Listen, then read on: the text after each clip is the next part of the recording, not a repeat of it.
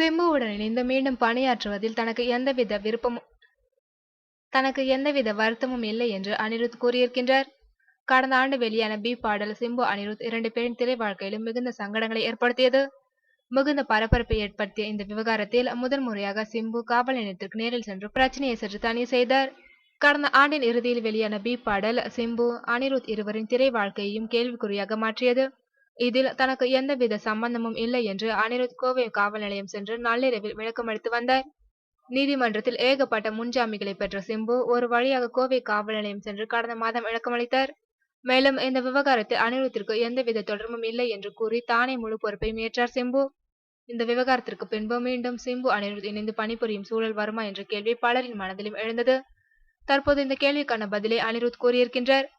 B பாடல் ஒரு சிறிய விஷயம், தேவையில்லாமல் ஊதி பெரிதாகிவிட்டது.